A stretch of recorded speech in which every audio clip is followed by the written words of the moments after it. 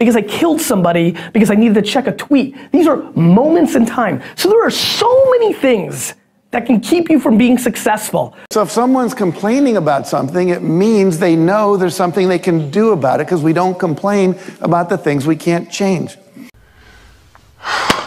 We decide to quit because it's overwhelming. We decide to get strong and focus. We decide we're going to turn it around. We decide to wait and see. Ultimately, your destiny is determined by what you do.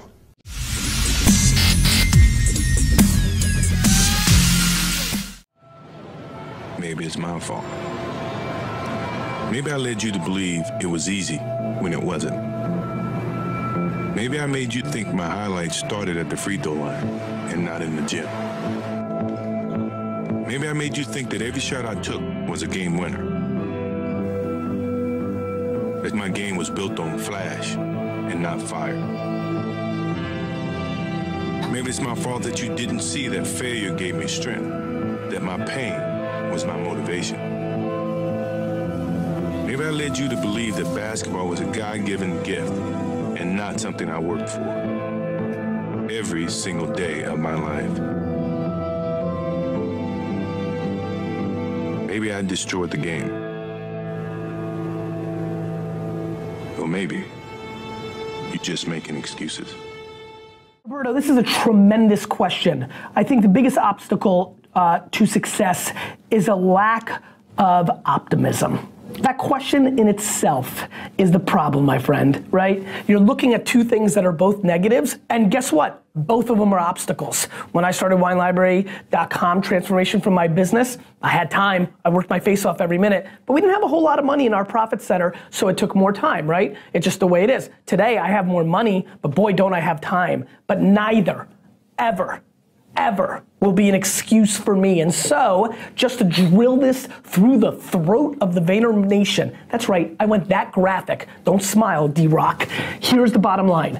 I refuse to allow you to get an answer to that question because both of them are firmly square in the excuse column, and I have no patience for that. There will always be problems. Let's talk about a million other things that are a way to stop success. The health and well-being of your family members, so it takes your mind away from execution. The country you live in's government and political, concepts at these moments, a la startups in China that I've invested in that got traction, but then people that were wired into the government decided to not allow it to happen, and then the startup disappeared. Not as easy to be an entrepreneur there. It's still a communist country. Sorry, it just is. And so all these things can be problems, right? There's a competitor with $1 billion who's also skilled and punches you in the mouth and knocks you out in the first round, right? The world changing. I mean, there's just a million obstacles, right? The media, one bad coverage of you, a moment in time. You know what I think about a lot? Let's get really real. This is why we did this show. I'm a human being. And I always think about a moment in time. What if I just say the wrong thing at the wrong time, right? What if I call out China for being a communist country in an episode while I'm on a rant, and somebody who's watching doesn't like the way that tastes, and it takes away a business opportunity for me in China in 7 years, even though I'm not trying to zing, it's just things that I saw. What if I look down on my phone while I'm driving, even though I've really not done that, and I hit somebody and I kill them, and that becomes the story. And they're like, forget about the story about what you think of me. I will never recover from that because I killed somebody because I needed to check a tweet. These are moments in time. So there are so many things that can keep you from being successful, right? The people that you invested in, having something happen to them, so it slows you down. My friends, there are a million reasons why not, but there's one great reason why, which is you've just got to persevere, no matter what it is. It's just the way it is. It's hard being an entrepreneur. It's hard building a business. Everybody thinks it's so easy, that there's an entitlement. There's a disaster. Zinging China, here comes my US zing right now. There is an insane generation of 18 to 25-year-olds right now that think they're entitled to having a business because they saw the Social Network movie, and everybody's decided if you're a kid and you know what tech is, because you used Instagram early on, you're entitled to actually build a business. Building a business is hard. And you know what makes it really hard? Everything that happens every day of every moment. So, You can pick time, you can pick money as the one or two things that you think stop you from winning your game, but the truth is, there's a million reasons. 99% of businesses go out of business for a reason, and that reason is, it's hard. And so, if you're watching this show, I've got a sense of who you are, and you need to start creating layers and layers and layers and layers of skin to be able to get through, because the glamour of being an entrepreneur, the goodness, you get very confused by my optimism, because it's my optimism. I can't help it. It's just how I roll. It's probably one of the variable 1% reasons why I'm successful. But please, don't get it twisted. This is hard. Every day is hard. And if you don't have the stomach to weather the storm, you will not be successful. And by the way, let me throw you a real weird curveball, and that's okay. People have to look themselves in the mirror and understand if they're a number 2, 3, 4, 5, 6, 7 in an organization that has differences of being a number 1, but maybe that's where your skill set sits. Maybe that's how you make your fortunes and happiness and all the things that you're looking for. And so, that question got me going a little bit, Steve, because it's under the context of excuses, and I will never make an excuse. Everything that's a problem with me, everything I don't achieve, everything that's a problem at VaynerMedia, and everything is my fault. And I succumb to that, and I respect that, and I actually think that's the way it should be. And so, no excuses, my friends. It's take no less than 100% responsibility for your life. One of the greatest myths that's pervasive in our culture today is that you're entitled to a great life, and that somehow, somewhere, someone is responsible for filling our lives with continual happiness and exciting career options, a nurturing family, and blissful personal relationships simply because we exist. But the real truth is that there's only one person responsible for the quality of your life, and that person is you. You see, everything about you is a result of your doing or not doing. Your income, your debt, your relationships, your health, your fitness level, your attitudes and behaviors, everything. That person you see when you look in the mirror is the chief architect in your life. I think everybody knows this in their heart of hearts, but the mind can play games, tricking us into thinking that there are external factors that are the source of our failures, our disappointments, and our unhappiness. But the truth of the matter is that external factors don't determine how you live. You, and only you, are in complete control of the quality of your life experience. Successful people take full responsibility for the thoughts they think, the images they visualize, and the actions they take. They don't waste their time and energy on blaming and complaining. They evaluate their experiences and decide if they need to change them or not. They face the uncomfortable, and they take risks in order to create the life that they want to live. How many of you have ever complained in your life? Yeah. And here's what I've learned about complaining. In order to complain, I have to have a reference point of something better that I want that I'm not willing to risk creating. Now let me explain that again. I have to have a reference point in my mind of something I want that's better than what I have that I'm not willing to risk creating, so what I do is complain about it instead. See, if I was complaining about my wife, it would mean that I would have to believe that somewhere out there in the world there's a better woman than my wife. See, if every woman on the planet died, except my wife, do you think I'd go to work the next day and complain about her? No, she's the only one. And I'd be going, hey, and I got her. This is really cool, right? Do you ever hear anyone complain about gravity? Very rarely. Gravity makes us all bend over. Do you ever see an old person walking down the street going, gravity? They have a little walker. I hate gravity. If it weren't for gravity, I wouldn't be all bent over like this. Gravity sucks. Now, have you ever heard an older person doing that? No, the reason they don't complain about gravity is because there's no alternative to it. Gravity just is. So if someone's complaining about something, it means they know there's something they can do about it, because we don't complain about the things we can't change. So as soon as you hear yourself complaining, I want you to stop and say, okay, what would I rather have? Remember, law of attraction always says focus on what you want, not what you don't want. Because when you're talking about what you don't want, when you're complaining and blaming, you're focusing on that which you don't want, and you're accelerating its expression out into the universe with those negative feelings. And yet we'll spend a majority of our time complaining about so many things. And usually we complain about them to people who can't do anything about it. I'm very excited about this session because one of the biggest challenges for people is everybody wants a better quality of life. Everybody wants life to be greater, but almost all of us get stuck at times where something stops us, something prevents us from doing something that we really are capable of doing. Whether it's turning around our body or shifting a relationship or turning around our finances or maybe just being happy and fulfilled at a different level, we get stuck with a belief of how we're not supposed to be, what we're not supposed to do, what people won't accept, what we're not capable of. Or maybe we get stuck in an emotional pattern of just being pissed off or frustrated or worried or sad or overwhelmed. Sometimes we get stuck, not so much in anything but just some habits of doing things a certain way. And what a breakthrough simply is that moment in time where there's an opening.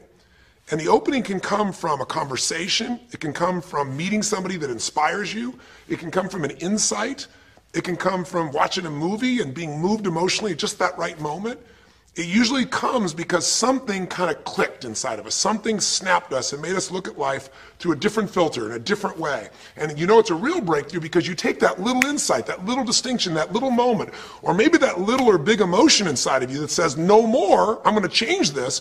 And suddenly you do something to make your life better. You break out of the impossibility of life has to be this way or life is controlling me, and you start to take back control of your life. You start to make the shift that creates the quality of life that you really deserve. Everybody experiences extreme stress at some point in their life. I don't care who we are. Something happens outside our control and it hits our life and it knocks us on our tail. It might be a health stress. It could be something with your family. It could be economic, career. It could be something emotional that happens, biochemical. There's so many things. It could be an environmental situation that had nothing to do with you. Every one of us in our lifetime are experiencing extreme stress, and these days, because of the economy and the way we respond to it, the majority of people are experiencing some form of extreme stress, at least according to polls. Stress doesn't come from the facts. Stress comes from the meaning that we give to the facts. Yes, those things have happened, but the real question is, if we fight what's happened, we got a problem. We got to decide, what are we going to do with what's happened in our life? How are we going to take this? How are we going to mold this? How are we going to turn our life around? Because when you come up with a new meaning, you get a new life. So what are we going to do in this session? Well, in this session, we're going to take a look at something from a different perspective. We're going to ask you this question. What is the single force that controls the quality of your life? If there was one gift our Creator has given us, or the universe, whatever you believe, what is it? What is the one power that you have right now in this moment that can change everything? You have it, I have it, we all have it. It's this one singular individual power that can change anything in our life, regardless of what's happened to us. And I know you know the answer. The answer is the power of choice. The one thing we have in this world is we can't control the events, but we can choose what to focus on, we can choose what things mean, and we can choose what to do. Those three choices, those three decisions really control our life. It's not so much the conditions of our life that control our destiny as much as the decisions of our life. Try for a second to think about something. Think about your life and just think about, are there a few decisions? If I were to ask you 2 decisions you've made in your life, that if you would have made a different decision, you would have had a totally different life. I mean, it may be, a life may have been better or may have been worse, I don't know, but you would have a different life. I'm not asking you to buy into the fact that you should have known the answers. I just want you to see the power of a decision. How is your life better today because of a decision you made years ago, not just negative ones? Think about it. Sometimes a little decision changes your whole life. Like you decide one day to go to a certain school, and you go to that school or to go eat someplace, and you bump into the person that becomes the love of your life. Or you meet someone, and you decide as a result of that you're going to become a photographer or a software engineer or a business person or a doctor, a dentist, whatever. They impacted you, but you made the decision, that's what I really want. That's what my life's going to be about. And that decision has affected so much of your life. What you do, how you live your life, how you spend your time, what you earn or don't earn, who you attract into your life, beliefs you have, all come from some of these little decisions. What you decide to eat from your dinner plate each night certainly determines your physical destiny, right? We all know that, at least to a certain extent. I know there's a certain amount that's genetics, but I'm talking about the stuff you and I can control. So decisions equal destiny. It's not our conditions, it's our decisions. So if we want a new life, if we want a new experience, we've got to make new choices. If you don't like the way your career is or your business is, change it. If you don't like your body, change it. You don't like your relationship, change you first, because if you change it, you'll bring you to the next one. Maybe it's time to change it too, but change yourself first. If you want to change anything in your life, you have the choice. So there is no right or wrong. I just want to make you aware in this breakthrough session that everything in our life changes the moment we make a decision. And I mean a real decision. A decision is when you cut off any other possibility and you commit to something with everything you've got and you take action. But the big decisions start with little decisions like, what am I going to focus on? Because whatever you focus on, you're going to feel. If you focus on all the things that have been done to you in your life, of course you're going to feel like hell. If you focus on all the amazing coincidences that have happened, things that maybe they were guided, maybe not, but things happen, and because of that, you met this person that's your best friend, your husband, your wife, or because of that, you have this ability, or because you were there that day, God, you missed an accident. I don't know what it is, but whatever you focus on, you're going to feel. If you focus on people don't care, and you'll look for reasons why they don't care, and evidence they don't care, you'll find it everywhere. If you look for evidence that people are really good people inside, that at some level we all care about each other, you'll find it. Seek and you shall find. The secret is, have you become conscious about your decision making? Because this breakthrough session is, really, you want to change your life, make new choices. New life comes from new choices, but you got to make conscious choices. The people in this particular television special, Melissa and her husband, they really found themselves in a place where they were both making decisions, Melissa and Rick, that were unconscious. When you make decisions about what to focus on and what things mean and what to do, and you're unconscious, you get pretty terrible results usually. Now, we've all done this. I do it still. We all do. But if you want to change your results, you got to become more conscious in your decision making. So think about it. What you focus on, you will feel. Whether it's true or not. You focus on how people don't care, you're going to feel they don't care. Second decision you make is, what do things mean? So you focus on something someone does and you come up with a meaning, and the meaning is, no one loves me. The meaning is, they're trying to take advantage of me. Depending on what meaning you come up with, and you get to choose the meaning of anything. For some people, they say, this situation happened with the economy, and what that means is, I'm going broke. Somebody else said, the situation happened with the economy, guess what? That means I'm going to work harder, I'm going to be more creative, it changed everything. Everybody else is going to quit, so we're going to dominate the marketplace. For people to do it. Is this the end right now, or is it the beginning? See, whether it's the end or beginning is your choice. You get to decide, because once you make up a meaning, it's true. If you think that this is the end of a relationship, are you going to treat people the same way as if you think it's the beginning of a relationship? No way. In fact, I tell people, if you want to have a great relationship, think about this. Treat people like you did in the beginning of the relationship, and there won't be an end. In the beginning of the relationship, when somebody says to you, would you take out the trash? What do you say? Of course, take out the trash. You're happy to do anything, right? But after about 6 months or 6 years, you go take them out the trash. You go, what do you mean? What, I look like your janitor? Take out your own trash. The meaning we give things is very different, and so we feel different, and our life is different. In the beginning, you'll do anything for someone. Now you make up a new meaning. Why should I have to do that for them? Little choices, like what to believe about yourself, what to believe about other people, whether this is the end or the beginning, start to affect your whole life. And the third decision we make, we decide what to focus on, most of us unconsciously. We decide what things mean, and the third thing we decide is, what are we going to do? We decide to quit, because it's overwhelming. We decide to get strong and focus.